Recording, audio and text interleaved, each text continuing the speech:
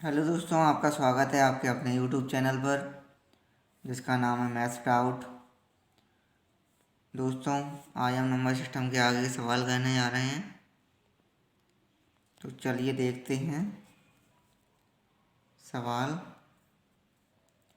Star का न्यूनतम मान क्या होगा जबकि 5, 8, 2, 4 और फिर स्टार पूर्णतः 11 से विभक्त हो। तो दोस्तों, इस सवाल में पूछा गया है तो ये संख्या है जो 58, 24 पर आगे स्टार है। तो इस स्टार के स्थान पर क्या न्यूनतम संख्या आएगी। न्यूनतम मतलब कम से कम। तो आपको ऑप्शन भी मैंने लिख दी हैं, 2, 3, 5 और 6। तो इनमें से कौन सी संख्या आएगी स्टार के मान में जो 11 से विभक्त हो। तो दोस्तों, या तो आप ऑप्शन से करेंगे एक एक बार करके, चारों ऑप्शन देखेंगे, या तो आपको रूल पता होगा तो आप 1 सेकंड में कर लेंगे। तो चलिए, मैंने लिख दिया यहाँ पर। क्या है रूल 11 से विभाज्य होने का। जब किसी संख्या के योग को जब किसी संख्या के योग को और दोस्तों, मैं यहाँ पे एक चीज़ लिखना भूल गया, योग को आप ब्रैकेट में लिख लेना एक छोड़कर। ठीक है, वो क्यों मैं अभी बताता हूँ। तो एक छोड़कर घटाया जाए और अंतर 0 आए तो वह 11 से विभाज्य होगी। तो किसी संख्या के अंकों को एक एक छोड़कर घटाया जाए तो अंतर 0 आए तो वो संख्या 11 से विभाज्य होगी। जैसे ये संख्या है 5, 8, 2, 4। तो मैं यहाँ पे लिख देता हूँ।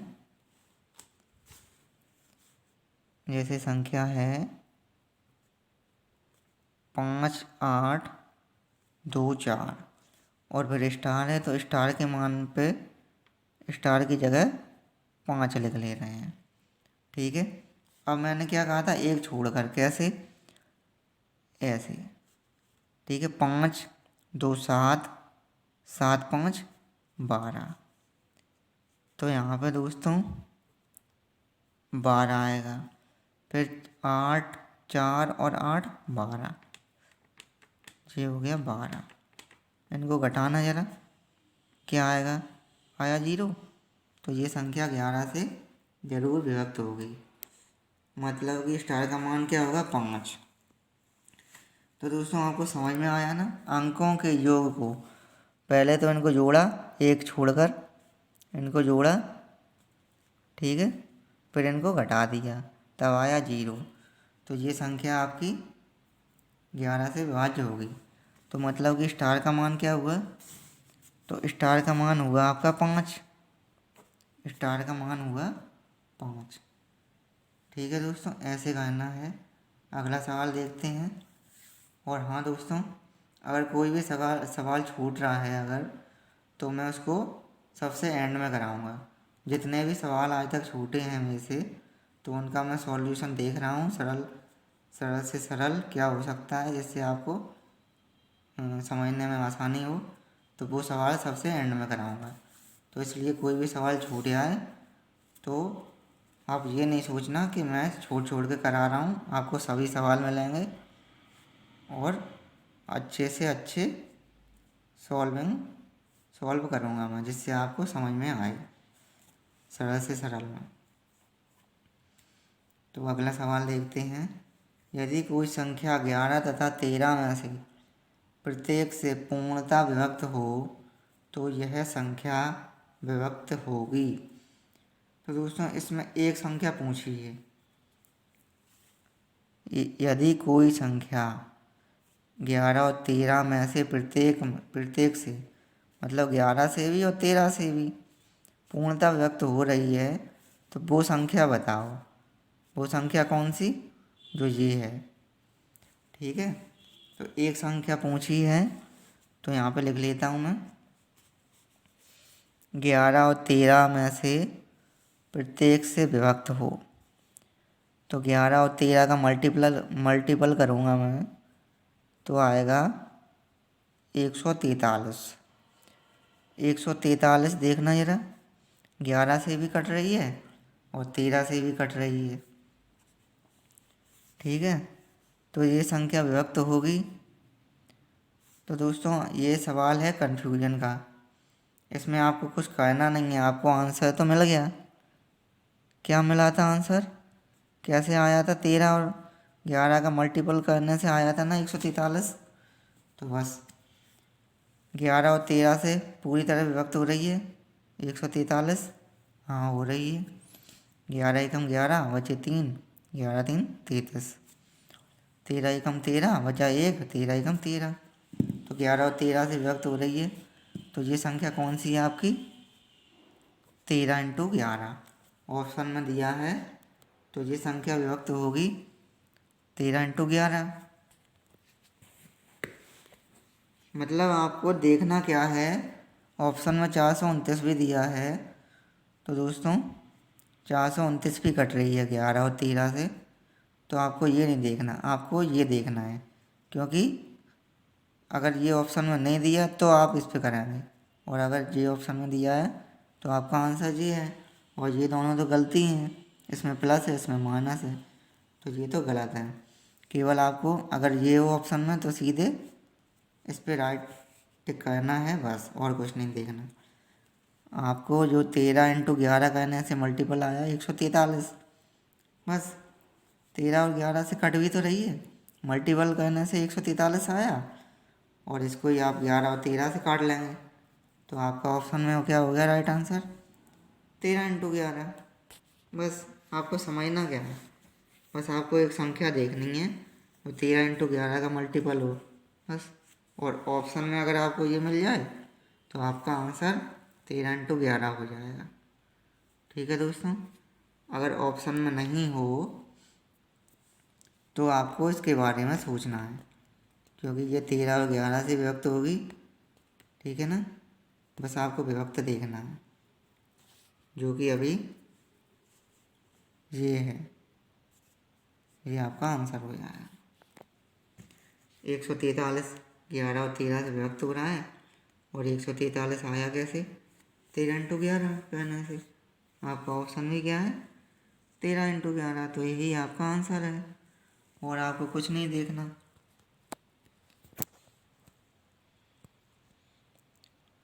अच्छा अगला सवाल।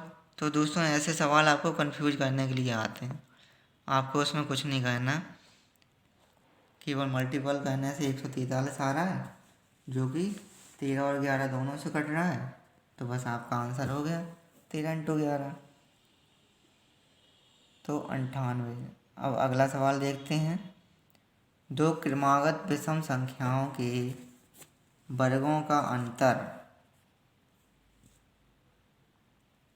निम्न में से किससे विभक्त होगा? तो दोस्तों इसमें मैंने ऑप्शन नहीं लिखा है, ऑप्शन आप देख लीजिए किताब में, मैं सीधे आंसर बताऊंगा। तो दो क्रमागत, क्रमागत मतलब क्रम से, विषम संख्याओं के वर्गों का अंतर। दो क्रमागत विषम संख्याएं ले लें, कौन सी होती हैं? कौन सी होती हैं दो क्रमागत विषम संख्याएं?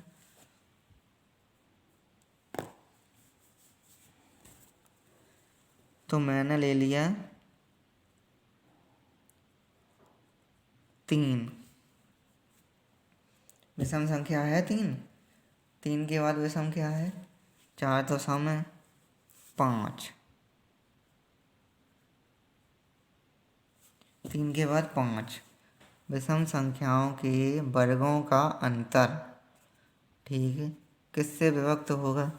देखते हैं किससे विभक्त होगा। 3 का स्क्वायर 9 माइनस 25 घटाने से क्या आया? 16, जो कि 8 से विभक्त हो रहा है सीधे सीधे। और दोस्तों 8 आपके ऑप्शन में होगा, तो 8 आपको टिक करना है, मतलब आपका आंसर क्या हुआ? 8। किससे विभक्त होगा वर्गों का अंतर? वर्गों का अंतर आया 16, जो कि 8 से विभक्त हो रहा है। 2 और 4 भी है जो 16 को विभक्त कर रहा है, लेकिन 2 4 आपके ऑप्शन में नहीं होगा, तो आपको ऑप्शन में क्या करना है? 8 आपका आंसर होगा। ठीक है, तो आपको आंसर में क्या लिखना है? 8। यदि x एक विषम पूर्णांक हो तो जो लिखा है क्या इनमें से सही है? 5x - 2 एक सम पूर्णांक है। 5x+5x² + 2 एक विषम पूर्णांक है। 5x² + 3 एक विषम पूर्णांक है, या इनमें से कोई नहीं। चलिए देखते हैं। अगर x मतलब यहाँ पे x की जगह कोई भी अंक लिखेंगे, अगर वो विषम अंक है तो क्या जो लिखा है वही आपका आ रहा है? तो आपका राइट आंसर आपको टिक करना है। तो चलिए देखते हैं, बी लेते हैं, क्योंकि बी आपका आंसर है। तो बी में x का मान लिखेंगे। क्या लिखा है बी में? 5x², 5x² + 2। ठीक है।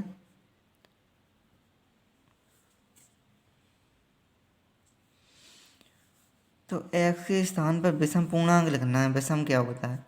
1, 3, 5, 7 सब विषम ही तो हैं, तो विषम लिख दिया। अब ये क्या आया? 1 का स्क्वायर क्या होता है? 1 ही तो होता है। 5 का इंटू एक्स 5 का इंटू 1 करेंगे तो 5 एकम 5 + 2 बराबर में क्या आया? 7। क्या ये विषम पूर्णांक है? हाँ जी, बिल्कुल विषम पूर्णांक है 7। तो बस है विषम पूर्णांक, तो आपका बी आपका आंसर होगा। ठीक है दोस्तों, तो ये सवाल ऐसे करने हैं, जो लिखा है वही आपको लाना है। अगर यहाँ पे सम पूर्णांक आ रहा है इसे घटाने से, तो आपका राइट आंसर हो जाएगा। लेकिन सम नहीं होगा, क्योंकि 5 एकम 5, 5 - 2 3 विषम आ रहा है, और जिसमें लिखा है सम तो ये गलत है।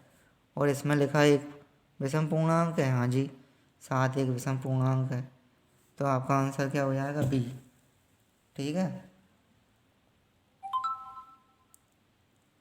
अगला सवाल, 1 से 200 के बीच में कितने पूर्णांक हैं जो 2 तथा 3 दोनों से व्यक्त हों?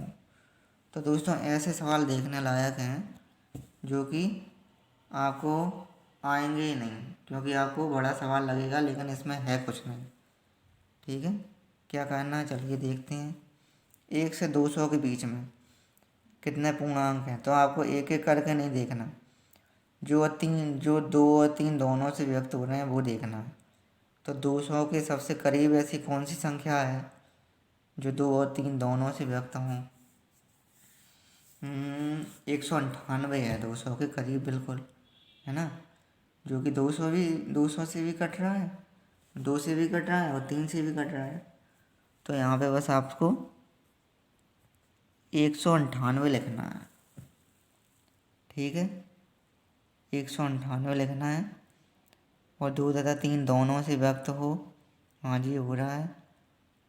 तो बस आपको क्या करना है, 2 और 3 का मल्टीपल करके नीचे लिखना है। तो क्या आएगा? 36, 18 और 18। तो कितने पूर्णांक हो गए आपके? 33 पूर्णांक हैं जो कि 2 और 3 दोनों से व्यक्त हो रहे हैं। बस आपको ये कहना है ना, एक लाइन का आपका आंसर है। ऐसी संख्या देखनी है 200 के करीब जो 2 और 3 दोनों से व्यक्त हो रही हो, तो बस आपको वो संख्या लिख के और बटे में इन दोनों को मल्टीपल लिखना है, और जो संख्या है वही आपका आंसर है। ठीक है, तो 33 आपका आंसर हो जाएगा। अच्छा, इसमें देखते हैं अभाज्य संख्या बताओ। तो दोस्तों इसमें अभाज्य संख्या है कोई? आपको क्या लगता है? इसमें से दोस्तों सभी भाज्य संख्या हैं। अभाज्य होती क्या है, भाज्य क्या होती है? भाज्य होती है जो संख्या कट रही हो, और अभाज्य होती है जो किसी से ना कटे। तो देखो, देखने में ये सभी अभाज्य लग रही होंगे, लेकिन ये भाज्य हैं। 117 किससे कट रही है? देखो जरा, 13 से कट रही है। 119 7 से कट रही है। 143 पिछले वाले सवाल में बताया था 13 और 11 दोनों से कट रही है। तो इनमें से अभाज्य संख्या तो कोई नहीं है, तो आपका आंसर क्या होगा? डी। अच्छा, अगला सवाल देखते हैं। 100 से 150 के बीच तथा इन दोनों सहित, 100 से 150 के बीच में भी तथा इन दोनों सहित कुल कितने पूर्णांक हैं जो ना ही 3 से और ना ही 5 से विभक्त हो रहे हों? चलिए देखते हैं कितने हैं पूर्णांक। तो इसके बीच में देखना है, 100 और 150 के बीच में क्या होगा?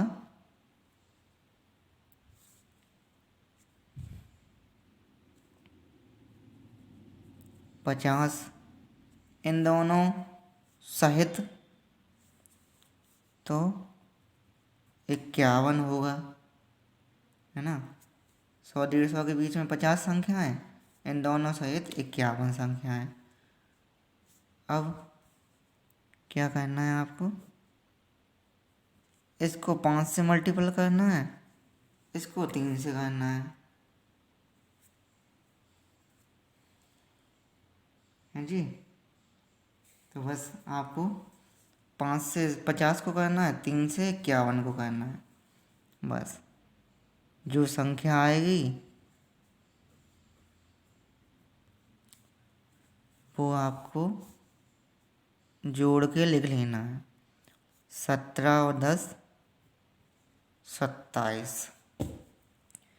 तो 27 आपकी ऐसी संख्याएं होंगी जो ना ही 3 से तथा ना ही 5 से विभक्त हो रही हों।